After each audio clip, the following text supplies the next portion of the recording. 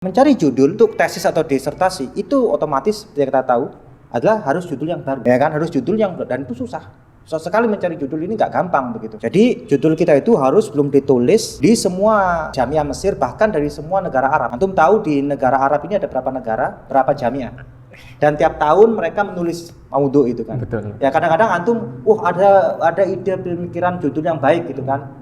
Ternyata udah ditulis 10 tahun yang lalu. Iya kan? Betul. Susahnya seperti itu. Dan tafsir itu Ustaz Arik ya, merupakan ilmu yang paling luas sebenarnya. Karena dia sumber daripada semua ilmu. Ya, bahkan ilmu-ilmu itu ditulis untuk khidmah kepada Al-Qur'an gitu kan. Nah, luas, dan kuncinya sebenarnya adalah dalam ilmu lughah. Karena kita tidak akan bisa memahami asrar asalib Al-Qur'an kalau kita tidak tahu nggak tahu bahasa Arab. Keindahannya dari mana gitu kan? Quran itu indahnya dari mana? Kita harus tahu bahasa Arab, dan itu tidak akan bisa didapati oleh orang baca terjemah. Dan qiraat ini ilmu yang sangat penting ketika belajar tafsir itu. Ya, karena apa? Karena qiraat itu ya masuk kepada tafsir Quran bil Quran. Karena apa? Qiraat ini itu melengkapi makna qiraat yang lain dalam itu. Kalau orang nggak tahu ya kan tentang qiraat di sini, ketika baca buku-buku tafsir pun akan mendapat kesulitan.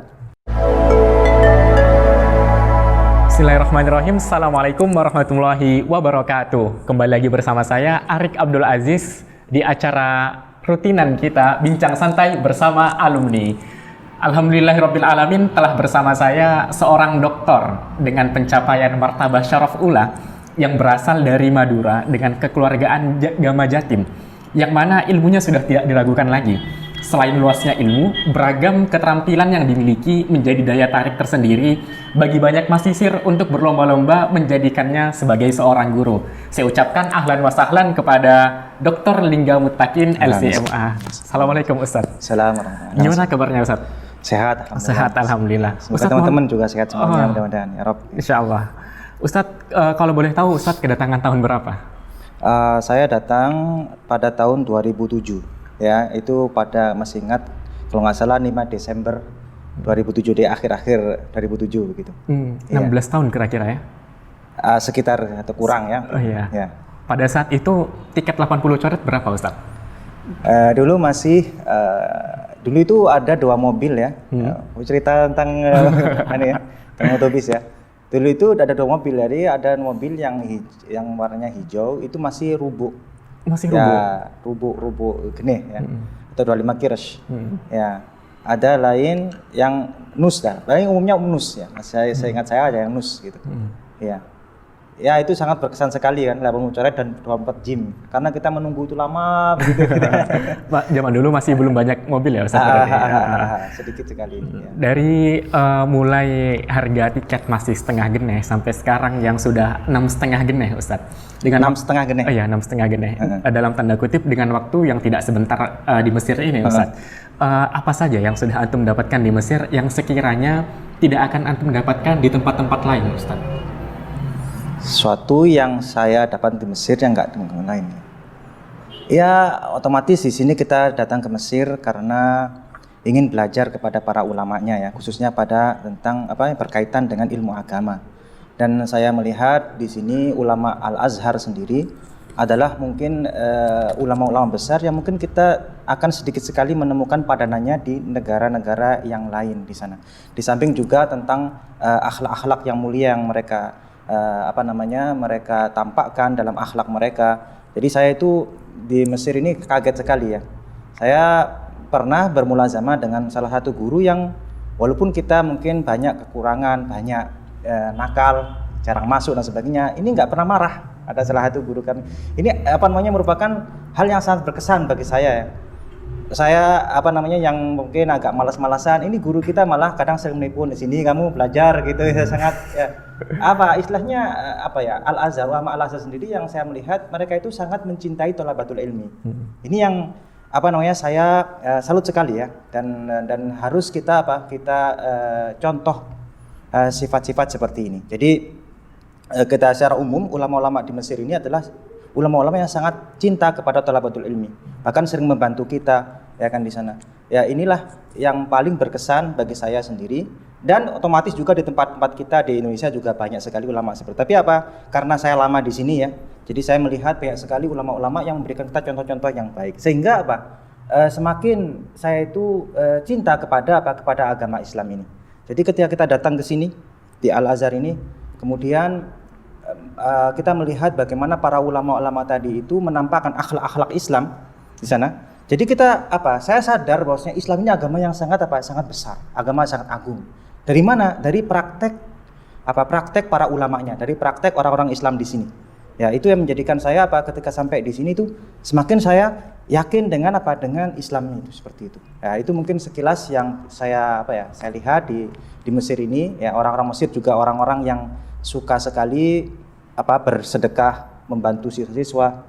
Ya, itu merupakan hal-hal yang sangat berkesan bagi saya ketika saya tinggal pada masa yang lama, ya cukup lama di Mesir ini. Ya. Nah, melihat dari berbagai macam ulama yang antum temui di Mesir, Ustadz, banyak juga pelajar-pelajar Indonesia atau masyayikh-masyayikh kita di Indonesia itu yang merupakan keluaran dari perguruan-perguruan Timur Tengah. Seperti mungkin ada Kiai Haji Maimun Zubair, ada masyayikh-masyayikh kita yang lain. Kenapa antum lebih memilih Timur Tengah? Kenapa tidak belajar dengan ulama-ulama kita yang ada di Indonesia? Padahal mereka juga menjadi keluaran dari Timur Tengah sendiri, Ustaz. Ya, jadi saya kira ya tiap orang memiliki latar belakang tersendiri dan kesempatan tersendiri. Jadi kenapa kok saya ke Mesir ya? Dari mungkin sedikit share ya untuk Ustaz Arik ya di sini ya.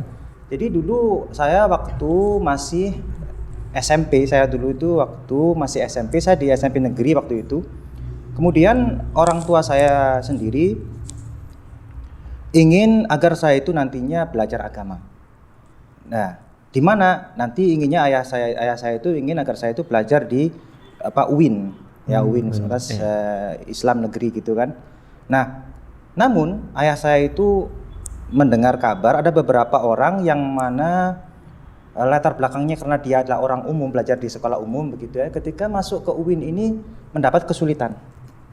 Jadi dari segi bahasa Arabnya, karena di UIN kan ada bahasa Arab gitu kan. Betul. Makanya saya itu ingin anak saya ini saya masukkan aja ke aliyah, ya madrasah aliyah begitu kan. Akhirnya ya alhamdulillah Allah takdirkan saya waktu itu ayah saya itu mendaftarkan saya di mana? Di Singosari Malang, di MA Al-Ma'arif Singosari Malang waktu itu ya. Kemudian dipondokkan di Pondok Pesantren Al-Qur'an Nurul Huda Singosari, yaitu pondok Al-Qur'an ya di sini ya.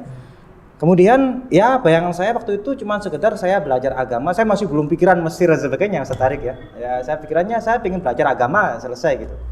Nah, waktu itu saya melihat banyak kakak kelas saya ya yang sekolah di Mesir, sekolah juga di di Madinah, di Mekah begitu kan. Nah, waktu itu mulai terbesit bagi saya ingin sekolah di luar negeri begitu. Karena kakak kelas saya memberikan motivasi gitu kan. Dan mereka kadang-kadang mengirim surat juga ke kita gitu kan dan berbahasa Arab. Oh, Masya Allah, waktu itu saya belum bisa bahasa Arab gitu kan. Nah, kemudian ibu itu ketika tahu saya ingin belajar di sana, ibu saya bilang ya mudah-mudahan nak kamu bisa sekolah di luar negeri, di negara Arab gitu kan, terus juga bisa haji dan sebagainya. Waktu itu kan saya istilahnya masih belum bisa bahasa Arab, masih belum bisa apa karena saya di negeri gitu kan. Dalam hati saya bagaimana bisa gitu kan. Sedangkan kakak kelas saya itu adalah orang-orang yang prestasi. Jadi mereka itu dalam bahasa Arabnya pandai gitu kan. Makanya mereka bisa pergi ke Timur Tengah dan saya nggak bisa apa-apa.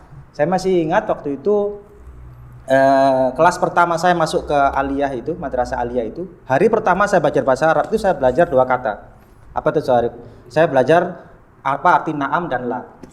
Ya, saya ditanya sama dosen atau dokter guru saya ya. Waktu itu ustadz saya di kelas itu Mas Muka. Saya diam nggak bisa jawab apa Mas Muka ini gitu kan. Terus hari pertama saya belajar na'am dan la. Tapi saya pada waktu saya itu ya Allah saya pingin sih seperti kakak kelas saya yang belajar agama di luar negeri begitu ya. Akhirnya saya terus pendam nih rasa saya pingin belajar di luar negeri itu sampai saya kelas 3 begitu. Terus saya minta istisyarah ke ustadz saya.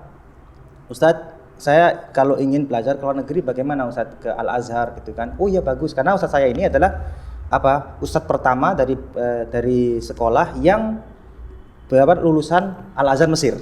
Namanya Ustadz Abbas ya. Abbas Arfan waktu itu adalah salah satu alumni pertama yang lulus dari Al-Azhar Mesir. Sering tiap hari itu cerita tentang Mesir itu, ya kan. Nah, akhirnya waktu itu setelah saya lulus, ya kan, mulailah saya ikut tes ya kan pada tahun 2005 waktu itu tes, namun ya masih belum dapat masih belum Allah belum takdirkan waktu itu saya nggak lulus itu kan. Tapi saya akhirnya waktu itu saya tinggal di pesantren untuk untuk melanjutkan hafalan Al-Qur'an. Ya. Akhirnya tahun 2006 saya tes lagi, alhamdulillah itu lulus. Ya, akhirnya saya 2007 karena kita kan kalau tes kan dulu aturannya di Depak itu kalau kita lulus kita nunggu setahun itu Ustaz Arik. Ya, terus tes lagi di Depak pusat.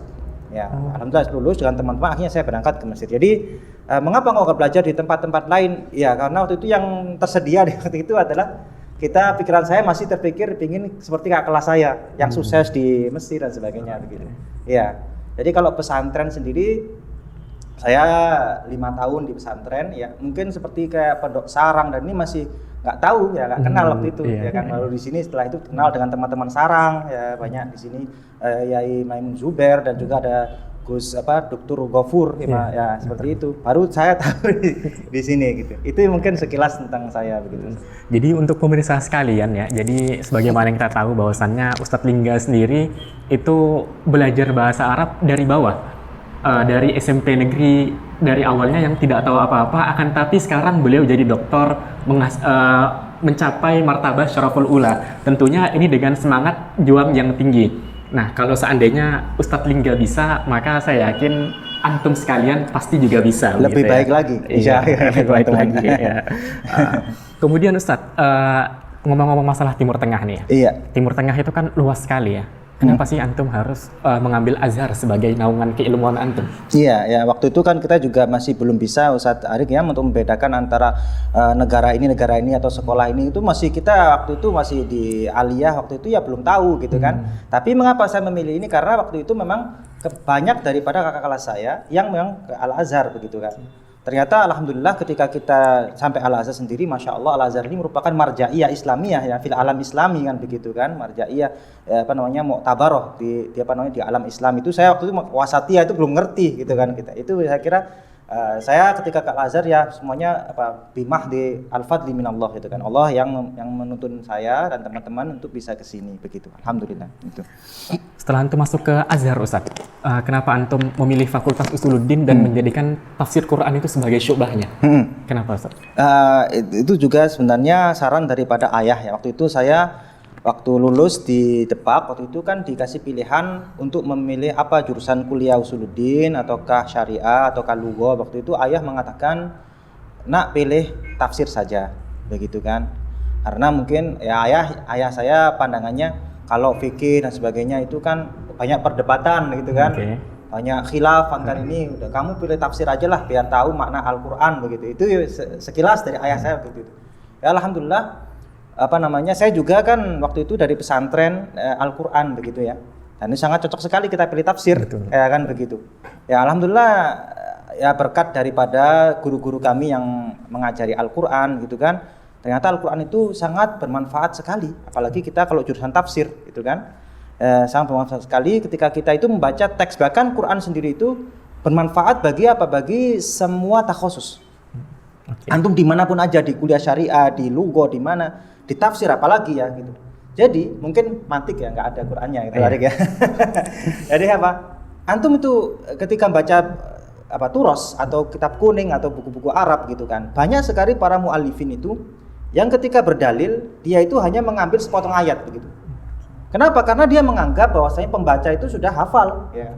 Orang kalau nggak hafal Quran, dia nggak akan tahu siak ayat ini di mana gitu. Terus mahal syahid daripada ayat ini di mana gitu kan. Ya alhamdulillah berkat daripada para guru-guru yang mengajar Al-Qur'an itu sangat terbantu sekali ya dengan Al-Qur'an itu ketika kita membaca teks itu langsung kita tahu, oh ini kisahnya Nabi Musa, ini Nabi Ibrahim, oh ini kisah daripada ahli neraka, ahli surga dan sebagainya. Itu Quran seperti itu. Ya alhamdulillah dengan saya belajar di Pondok Al-Qur'anul Huda ya, dari guru-guru kami. Kemudian saya masuk Qismu Tafsir ya kan, dan masya Allah sekali guru-guru tafsir kita adalah guru-guru yang sangat kompeten dalam bidangnya begitu ya. Dan tafsir itu Ustaz Arik ya merupakan ilmu yang paling luas sebenarnya. Ya, paling luas. Kenapa? Karena kalau antum belajar nahwu ya pembahasannya sama. Ya kan? Mungkin hanya pengembangan tapi pembahasannya sama gitu kan. Belajar matik yang sama. Balaghah yang mabahnya seperti itu. Tapi kalau Quran ini ya kan, karena dia sumber daripada semua ilmu. Ya, bahkan ilmu-ilmu itu ditulis untuk khidmah kepada Al-Qur'an gitu kan. Jadi sebenarnya takhusus yang paling berat itu ke tafsir. Ya kan. Tafsir, ya, cuman guru-guru kita mungkin tasahul ya, mungkin kita lulus saja. Sebenarnya kalau kita disungguh-sungguh kita disuruh untuk membaca tafsir-tafsir yang ditulis, susah kita. Jadi antum ketika belajar tafsir, otomatis kamu akan membahas tentang fikih, akan membahas tentang usul fikih. Ada pembahasan balaghah, antum harus tahu. Pembahasan nahwu harus tahu di sana, ya kan? Pembahasan tentang tarikh, sejarah, ya kan? Bahkan Allah SWT mengatakan siratal ladzina an'amta 'alaihim ghairil maghdubi 'alaihim waladdallin. Jadi ya Allah, tunjukilah kami jalan orang-orang yang Engkau berikan nikmat kepada mereka, bukan jalan orang-orang yang Engkau murkai atau orang yang sesat. Artinya apa? Artinya kita agar mendapatkan jalan seperti ini kan gitu, harus tahu sejarah tentang orang-orang ini kan gitu Ustaz. Ya, artinya gini, tafsir itu juga berkaitan dengan ilmu sejarah. Ya, tentang masa jahiliyah, harus tahu tentang syair-syair Arab di sana. Ya seharusnya seperti itu, tapi saya ya malis ya, nggak tahu gitu semuanya. Ya. Jadi artinya apa? Ilmu tafsir ini ilmu yang sangat luas sekali. Ya, karena kita nanti Quran itu nanti membahas banyak masalah. Ya, saya pernah waktu itu menyampaikan nasihat begitu di forum. Ya, ada orang Mesir juga waktu itu. Kemudian saya menyampaikan bahwasanya Quran itu menyuruh kita untuk belajar ilmu sejarah. Yaitu Pak, siratal ladzina an'amta 'alaihim ghairil maghdubi alaihim waladdallin. Ini adalah ilmu sejarah, itu ada ilmu Islami. Jadi kita itu disuruh untuk belajar tentang sejarah umat terdahulu, ya kan, ilmu arkeologi, ilmu apa gitu. Nah, orang tadi setelah saya selesai menyampaikan datang ke saya. Ya, Ustadz, bilang gitu ya bahasa kita ya. Ustadz, saya ini lulusan daripada Syu'bah Tarikh katanya. Syu'bah Tarikh. Ya. Baru pertama kali saya dengar bahwasanya ilmu tarikh itu diperintahkan Al-Qur'an. Gitu. Jadi dia senang sekali gitu kan. Artinya apa? Syahidnya di sini adalah ilmu tafsir itu ada ilmu yang sangat luas. Ya, ilmu yang sangat luas, dan kuncinya sebenarnya adalah dalam ilmu lughah. Karena kita tidak akan bisa memahami asrar asalib Al-Qur'an kalau kita tidak tahu nggak tahu bahasa Arab. Keindahannya dari mana gitu kan? Quran itu indahnya dari mana? Kita harus tahu bahasa Arab, dan itu tidak akan bisa didapati oleh orang baca terjemah. Iya, terjemah itu mungkin kita hanya melihat tentang mana ijmali secara global, tapi keindahan Quran sendiri, yang mana keindahan ini merupakan mukjizat, yang mana orang-orang Arab itu merasa lemah daripada menandingi Al-Quran. Itu dari mana? Itu adalah dari keindahan bahasanya. Ya, makanya di sini untuk pelajar tafsir khususnya ya, kita ini seharusnya lebih fokus dengan ilmu-ilmu kebahasaan. Dan di Al-Azhar sendiri, di di Usuluddin sendiri, karena kita fokus dengan banyak madah-madah tafsir, sehingga madah-madah lughawiyah ini sedikit sekali diajarkan. Kenapa teman-teman? Karena yang masuk ke kuliah Usuluddin itu, Ustaz Arik ya, itu kan dulunya dianggap lulus daripada ma'had kan gitu. Masalahnya kita orang Indonesia datang langsung masuk kuliah, kan begitu. Sehingga madah-madah lughah sudah dianggap kamu sudah pelajari dulu di ma'had. Kan di ma'had Al-Azhar itu ya ada belajar Alfiyah bin Malik, Syarah Ibnu Aqil, terus tafsirnya Nasafi. Itu di ma'had Ustaz Arik. Di ma'had. Ya kan? Di ma'had. Ya kan, itu sudah tinggi pelajarannya, sehingga ketika masuk ke kuliah dianggap kamu sudah belajar gitu kan. Nah, masalahnya di sini kita orang yang nggak pernah ke ma'had, ketika masuk ke kuliah Usuluddin udah langsung dikasih madah-madah takhusus gitu. Ya kan, seperti pokoknya tafsir tahlili, ya kan, tafsir maudhu'i, tafsir tematik. Ada dakhil fi tafsir, yaitu membahas tentang ilmu yang membahas tentang tafsir-tafsir yang keliru, asar-asar Israiliyat, hadis maudhu yang ada di tafsir, seperti itu. Itu yang dikaji dalam jurusan tafsir. Ya, sudah nggak bahas lagi masalah-masalah bahasa, padahal masalah bahasa itu merupakan landasan atau pondasi daripada orang belajar tafsir. Ya, makanya di sini sangat diharapkan kita itu ketika di Al-Azhar juga memperkuat pondasi lughah, dan ini saya sangat menghargai sekali dan sangat apresiatif kepada Kawakib yang mana fokus dengan keterampilan bahasa. Ya, ini bagus sekali. Jadi ada kegiatan Masisir yang fokus kepada pembahasan bahasa dan prakteknya. Ini merupakan markas yang sangat jarang ya kita temui di Mesir ini begitu. Iya. Sebagaimana yang kita tahu juga ya dari perkataannya Dr. Abu Musa bahwasannya sudah yang sebagaimana sering juga Syekh Syaraf itu menekankan kepada kita seorang ahli tafsir itu harus kuat dalam segi bahasanya. Begitu pula seorang yang ahli bahasa akan sangat sayang sekali kalau bahasanya tidak digunakan untuk menelaah Al-Quran begitu ya.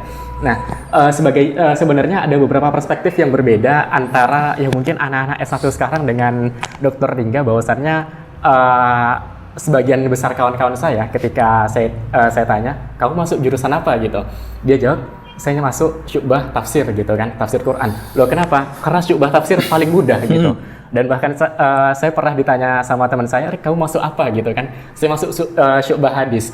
Loh, kamu cari mati di hadis gitu. Cari mati. Iya, jadi ibaratnya terbalik ya, bahwasannya bagi Dr. Dingga syu'bah yang mungkin paling berat itu adalah syu'bah Al-Quran, tafsir Quran ya. Nah, kemudian Ustadz, setelah menyelesaikan program jenjang S1, motivasi apa yang mendorong antum untuk melanjutkan pendidikan? Padahal di saat yang sama itu juga ada yang mengatakan bahwasannya ngapain sih kuliah S2 atau lanjut S2 di Azhar? Padahal S2 di Azhar itu memakan waktu yang sangat lama. Kapan antum bisa berkiprah di masyarakat? Toh juga belajar itu tidak ada batasnya gitu. Yang pertama, kalau saya pribadi memang dari dukungan orang tua ya. Orang tua sangat ingin agar saya melanjutkan belajar gitu kan. Terus saya merasa ya Ustadz Arik ya, ketika saya lulus itu kok masih belum bisa apa-apa gitu. Saya kalau pulang ke rumah, apa yang mau saya ajarkan ke orang-orang gitu. Ataupun saya pribadi memahami Quran pun masih lemah sekali gitu kan. Sehingga saya bismillah ya di sini cobalah saya lanjut gitu. Dan orang tua ibu saya apalagi itu mendukung sekali, yang mendoakan ya nak, ya lanjut aja lah begitu. Akhirnya alhamdulillah saya bismillah gitu kan lanjut untuk S2 di sana. Walaupun ya ma'ruf sekali bahwasanya tamhidi di Al-Azhar ini bukan hal yang mudah begitu ya. Dan butuh waktu di sana. Ya, nulis apalagi ya di sana. Mencari judul di Al-Azhar ya secara umum agak susah juga ya. Tapi ya semuanya Allah yang bantu ya teman-teman ya di sini, sehingga Allah mudahkan untuk bisa lanjut ke S2 ya di sana. Jadi apa menjadi alasan kok lanjut ya perasaan bahwasanya belum bisa apa-apa itu Ustaz Arik ya. Perasaan talibul ilmi hakiki ya seperti itu Ustaz. Belum bisa beneran ya, bukan tawadhu. Tidak pernah puas ya dalam mencari ilmu. Ustadz, mungkin bisa diceritakan fase-fase apa yang terjadi selama antum menempuh pendidikan dari S1 sampai S3 Ustadz? Perihal apa saja yang membedakan jenjang-jenjang tersebut? Mungkin dari segi cara belajar antum ketika antum di S1 belajarnya seperti ini, di S2 seperti ini, di S3 seperti ini, atau apa yang membedakan S1, S2, S3 di Azhar? Contohnya di S2 ada tamhidi, atau mungkin nanti di dokter ada ini loh yang berbeda daripada S2 dan S1 seperti itu. Jadi kalau dari perbedaan istilahnya tingkatan kesulitan ya belajar ya di kuliah atau di S2 S3. Kalau S1 itu cenderung kita itu masih diminta untuk menghafalkan pelajaran ya Ustaz Arik ya. Jadi kita hadir muhadharah, dikasih muqarrar begitu kan. Dan kita diminta untuk memaham dan menghafalkan itu. Ya.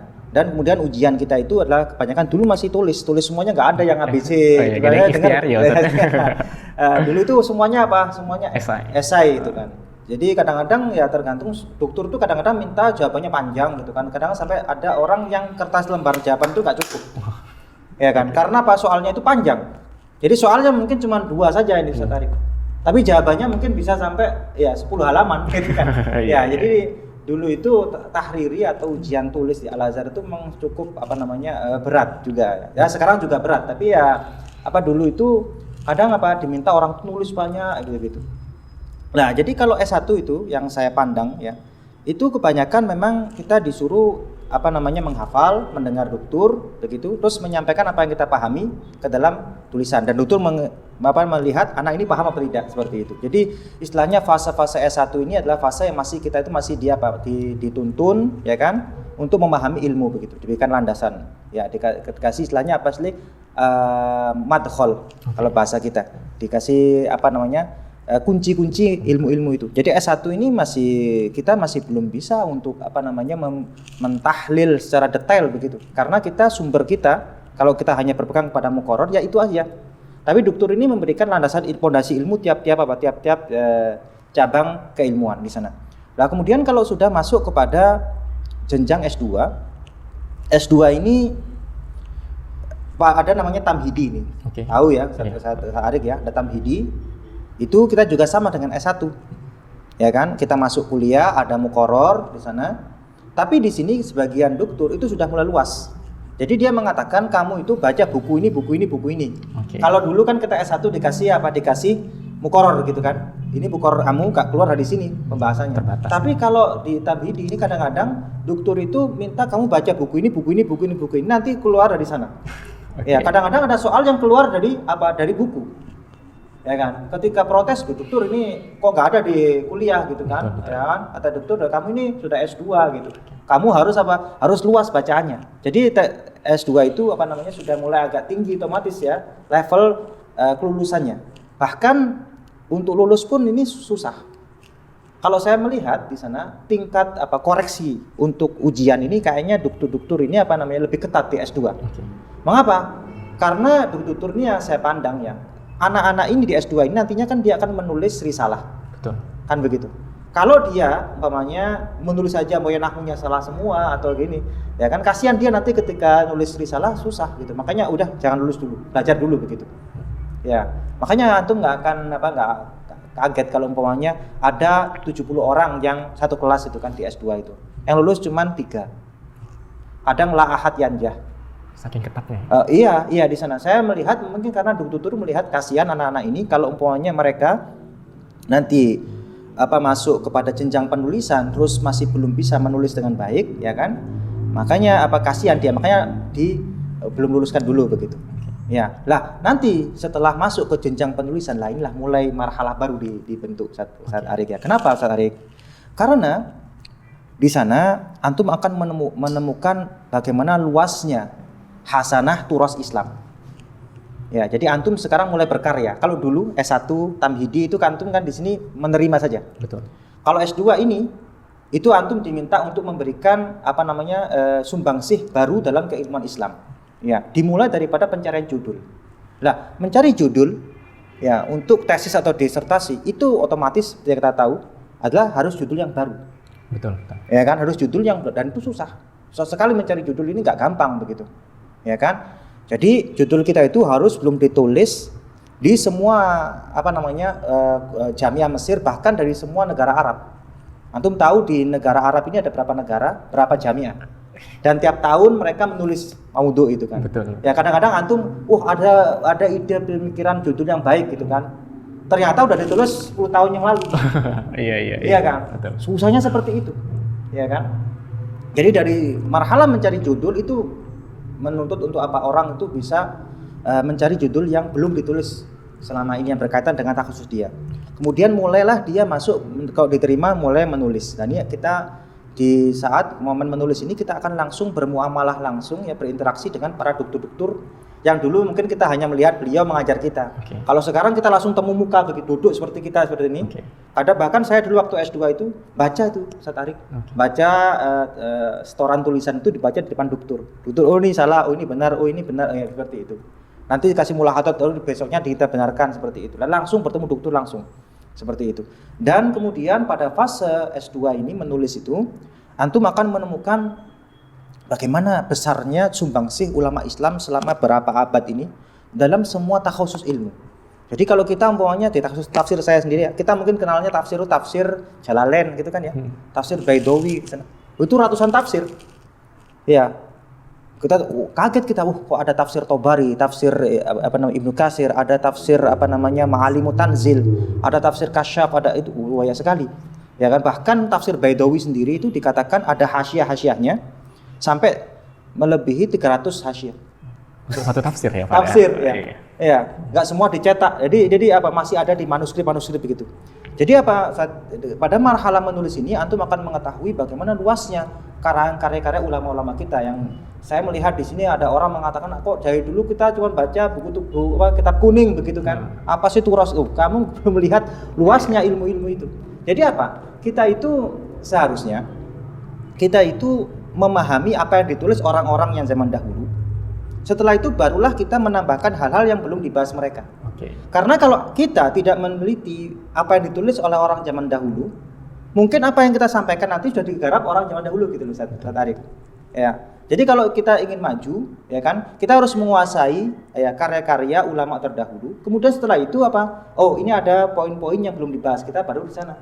Tapi kalau kita saya nggak mau tentang turos itu, ya kan? Saya ingin buat hal yang baru. Ketika apa yang hal baru ditulis ternyata udah digarap orang zaman dahulu, bahkan lebih bagus lagi oleh mereka. Iya, di sana. Jadi nanti kita kalau dalam penulisan itu Ustaz Arik bisa tahu macam-macam tafsir, tahu macam-macam buku hadis. Ya kalau kita selama ini mungkin tahunya Kutubus Sittah begitu. Enggak, buku-buku hadis itu banyak sekali. Ada Musannaf Abdul Razzaq, Musannaf Ibnu Abi Syaibah, ya kan? Di sana ada Al-Qudai.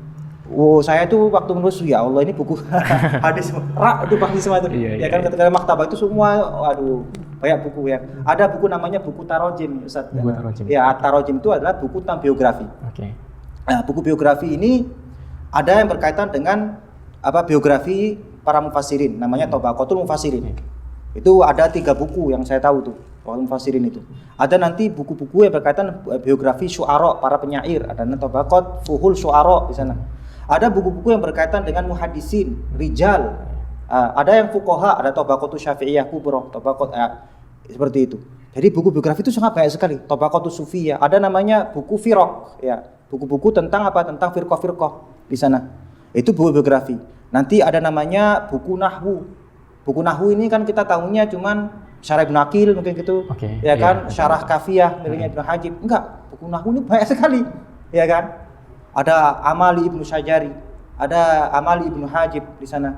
Ya kan? Sangat buku-buku itu banyak sekali. Jadi saya itu ketika ini terus terang saat apa namanya Ustaz Arik ya, ketika saya masuk ke marhalah risalah itu bingung ini. Duh, kok banyak sekali masodir gitu kan. Ya kan? Dari mana gitu. Iya, dari mana gitu kan itu. Itu pengalaman yang paling berkesan ya ketika kita masuk kepada marhalah apa namanya menulis ya kan khususnya ya saya merasa aduh kita ini berarti belum apa-apa gitu kan. Masih belum bisa apa-apa masih apa harus banyak belajar lagi ya di sana. Jadi alhamdulillah di marhalah menulis itu nantinya kita akan bertemu dengan banyak buku-buku. Oke. Ya kan. Nah, kita tahu bagaimana sumbangsi ulama kita selama abad-abad ini tuh ya kan itu sangat banyak sekali. Bahkan mungkin kemarin baru dari Ma'rad ya. Iya betul. Ya bagaimana kita di sana Iya banyak sekali. Sampai bingung sendiri kalau misalnya nggak dijadwalkan dari awal buku apa yang mau dibeli, harus ke maktabah apa yang kita cari gitu. Ya di Mesir ini kelebihannya adalah banyaknya masodir. Ya dibanding dengan negara-negara Arab yang lain di Mesir ini adalah banyaknya masodir yang bisa kita pelajari di sini itu mungkin. Ustadz Lingga, langkah apa yang sudah antum buat semasa antum di Mesir dalam menuntut ilmu, Ustaz? Contohnya mungkin ketika S1 saya harus bikin Quran, S2 saya harus ambil qiraah, S3 saya mengajarkan qiraah, atau langkah-langkah apa yang telah antum buat selama antum berada di Mesir, Ustaz? Untuk target-target seperti itu kayaknya saya masih belum ya, masih jauh dari itu ya Ustaz Arik ya. Tapi ya dulu ya Mas mungkin sekitar sharing saja ya dulu di Mesir itu adalah apa ya fase yang paling berkesan bagi saya adalah ketika saya itu belajar dengan teman-teman belajar kelompok itu Sehari. Jadi dulu saya punya teman namanya Ustadz Mulyadi ya Ustadz Mulyadi yang satu angkatan dengan saya, ada namanya Ustadz Taufik, ada Ustadz Yasroni, Ustadz Hasan. Nah ya teman-teman lah satu angkatan dulu itu. Jadi kita itu dulu setiap hari berkumpul setelah subuh itu kita baca muqarrar ya kan. Ya kan. Jadi jauh-jauh hari sebelum ujian itu 3 bulan mungkin itu sudah kita tiap hari berkumpul baca muqarrar itu sehari. Ya demi apa? Biar nanti ketika ujian kita nggak kebut semalam gitu kan. Karena saya terus terang termasuk orang yang lambat ketika ngafal itu nggak hafal-hafal itu. Makanya perlu waktu lama untuk memahami itu, dan tiap hari waktu itu saya dengan teman-teman berkumpul baca muqarrar begitu, saling gantian baca begitu. Kemudian juga dulu saya ingat Ustadz Mulyadi itu ngajak kita berlatih berbahasa Arab tuh Ustadz Adik. Kita ngomong berbahasa Arab mungkin 5 menit ngomong bahasa Arab nyoba karena beliau bilang kita ini orang-orang Indonesia katanya kebanyakan nggak semua ya, kebanyakan itu kurang latihan. Betul. Dalam bahasa Arab. Cobalah kita latihan ngomong bahasa Arab gitu. Jadi Ustadz Mulyadi dulu ngajak kita bisa ngomong dikit-dikit gitu kan. Ya itu dulu yang paling berkesan ketika saya S1 itu sampai saya tingkat 4 itu Ustadz Arik. Jadi dari kelas 2 waktu itu kelas 2 di kuliah sampai kelas 4 tuh tiap hari itu kumpul. Iya, ya kayak teman-teman di Kawakib ini kan tiap hari ada program. Iya, Dulu betul. kita bukan nggak punya markas ya, kita cuma 3 orang, 4 orang gitu. Kita di kamar saya, di kamar Ustadz Mulyadi gitu. Kita ngumpul baca mukoror, gitu kan. Iya, iya. Baca mukoror atau ngatamin kitab kadang-kadang gitu. Itu masa yang paling berkesan bagi saya gitu kan. Untuk pertama latihan berbahasa Arab, memahami kitab gitu kan. Di samping juga kita mungkin hadir di sebagian masyayikh gitu, walaupun yang nggak banyak, tapi alhamdulillah itu yang paling berkesan bagi saya di sana, ya kan. Ya, untuk Al-Quran sendiri saya belajar ke salah satu guru kami namanya Syekh Nabil, ya kan, Syekh Nabil Muhammad Ali. Beliau punya jasa sangat besar bagi saya ya, mengajari saya Al-Quran. Dulu saya setoran dari awal kelas 1 itu saya setoran Al-Quran sampai khatam, kemudian juga diajarkan tentang qiraat. Padahal saya takut belajar qiraat itu, Ustaz. Kenapa tuh, Ustaz? Karena ma'ruf qiraat itu susah ya, dan waktu lama, dan saya pikir kalau saya baca qiraat nanti nggak bisa belajar nggak bisa belajar kuliahnya, nggak bisa dipelajari gitu kan. Tapi Syekh Nabil itu mendorong saya gitu kan, ayo nggak apa-apa gitu, walaupun saya ya susah belajar, tapi ya beliau mensemangati saya, ya kan. Jadi saya waktu itu bisa baca al-qiraat, dan qiraat ini ilmu yang sangat penting ketika belajar tafsir itu, Ustaz. Ya, karena apa? Karena qiraat itu ya masuk kepada tafsir Quran bil Quran. Ya, jadi katanya kalau kita menafsirkan Al-Quran karena tafsir Quran bil Quran, tafsir Quran bis sunnah kan kita belajar itu. Qiraat ini juga merupakan tafsir Quran bil Quran di sana. Karena apa? Qiraat ini itu melengkapi makna qiraat yang lain dalam itu. Kalau orang nggak tahu ya kan tentang qiraat di sini, ketika baca buku-buku tafsir pun akan mendapat kesulitan.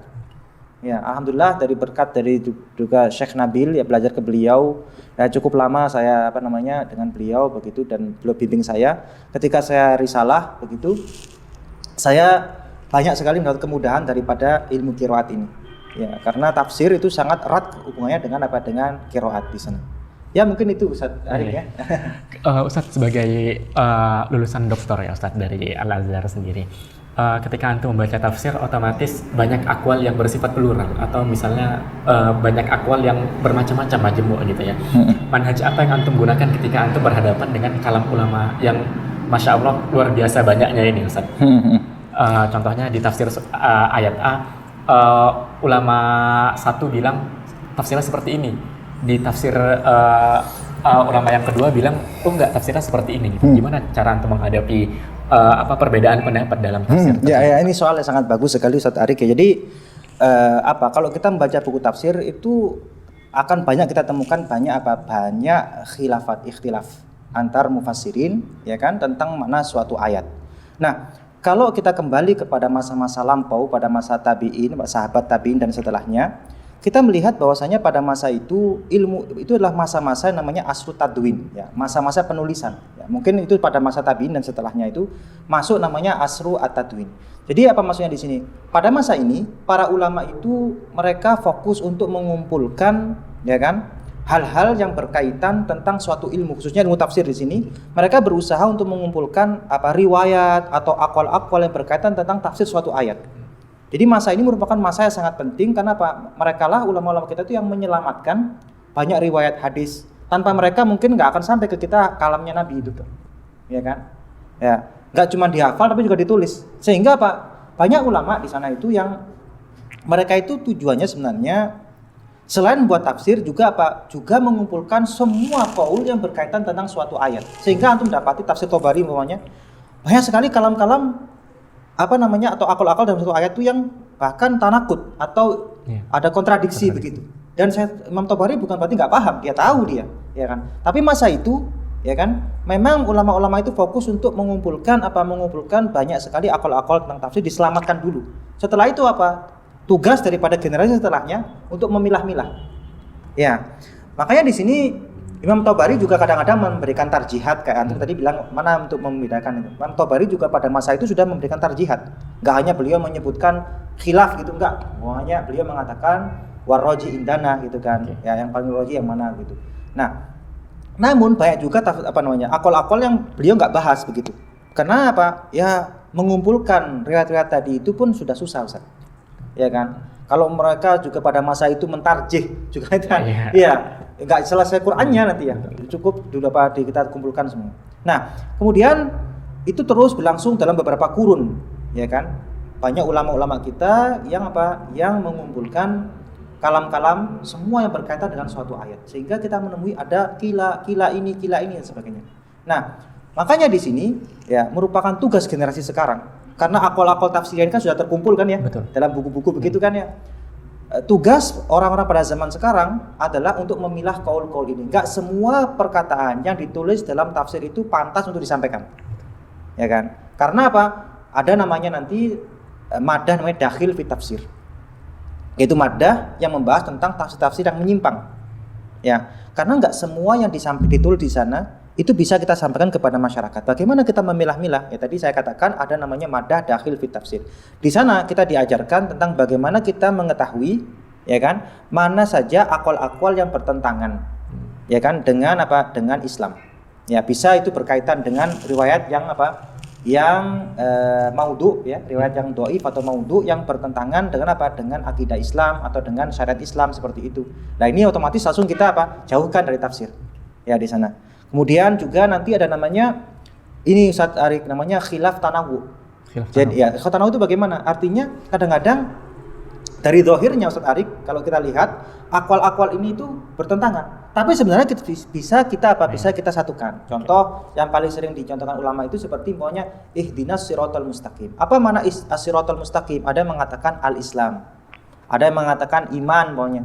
Ada yang mengatakan Al-Qur'an di sana. Ya kan? Nah, Quran, iman, Islam itu semuanya kan sirat mustaqim, jalan yang lurus kan begitu. Jadi ini sebenarnya enggak khilaf, ya kan? Cuman apa? Mereka itu memberikan apa ya? Istilahnya tafsir bil mithal. Semuanya seperti pokoknya ada orang nggak tahu apa sih namanya al-balad itu apa sih balad itu, kita bilang balad itu apa sih? Balad itu Mesir, Indonesia gitu kan. Bukan berarti Suriah bukan balad kan gitu. Iya, betul. Ya kan? Ini tafsir namanya bil misal. Jadi ini apa ada namanya nanti tafsir apa namanya? Tafsir yang berkaitan dengan apa? Dengan ayat itu dia menggunakan contoh-contoh. Seperti pokoknya Nabi SAW mengatakan bahwasanya al-maghdubi alaihim itu al-yahud. Kemudian ad-dolin itu an-nasara kan gitu, ada hadis yang seperti itu, hadis sahih di sana. Nah, ulama mengatakan bahwasanya inilah ada yang mengatakan ini contoh saja. Bukan berarti Buddha atau yang lainnya itu berarti bukan gitu kan ya. Bukan ya. Ini contoh saja. Nah, jadi bagaimana kita mentarjih ya di sana, mentarjih atau memilih qaul-qaul yang benar? Ya banyak kaidah-kaidahnya. Bahkan tuh sehari ada namanya kitab namanya Qawaid Tarjih. Oke. Ya, jadi buku-buku yang membahas tentang kaidah-kaidah bagaimana kita mentarjih antar aqwal-aqwal mufassirin di sana. Ya. Jadi ada terkadang itu aqwal-aqwal itu muhtamilah. Yang satu mungkin ini kemungkinan benar, ini juga mungkin benar tuh kan. Dan semuanya itu nggak bertentangan dengan Islam gitu loh. Ya, jadi terus kita dokter tuh nyuruh kita mana yang paling rajih, mana yang paling kuat di antara akwal-akwal ini begitu. Nah, itu nanti ada kaidah-kaidahnya yang bisa dipelajari tentang apa dalam qawaid tarjih. Qawaid tarjih. Iya.